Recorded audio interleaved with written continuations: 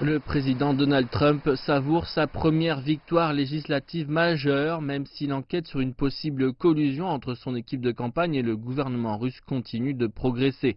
Samedi matin, le projet de réforme fiscale a été passé au Sénat avec 51 voix.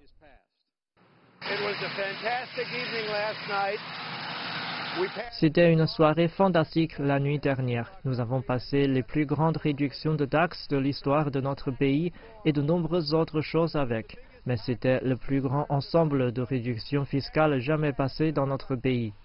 C'est une importante victoire législative pour Trump qui a vu certaines de ses promesses de campagne clés comme la réforme de la santé échouer.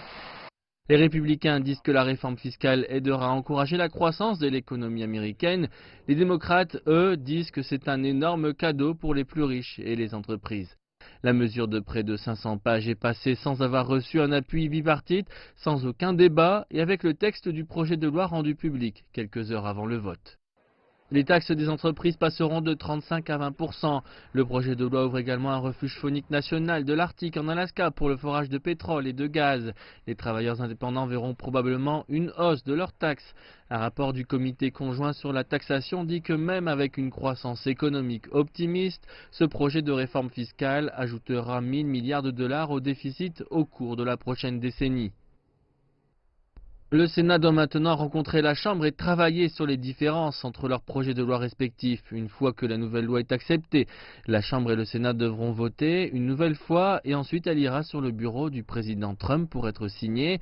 Mais cette victoire de Trump a été quelque peu entachée par de potentielles nouvelles sur l'enquête en cours concernant une collusion entre les membres de la campagne électorale de Trump et le gouvernement russe. Son ancien conseiller à la sécurité nationale Michael Flynn a plaidé coupable d'avoir menti au FBI et il a accepté de coopérer avec le procureur spécial Robert Mueller. Non, je ne peux pas. Ce qui a été montré, ce n'est pas de la collusion, aucune collusion. Il n'y a eu absolument aucune collusion, donc nous sommes très heureux. Trump a tweeté samedi « J'ai dû renvoyer le général Flynn car il avait menti au vice-président et au FBI. Il a plaidé coupable pour ses mensonges. C'est une honte car ses actions, durant la transition, étaient légitimes.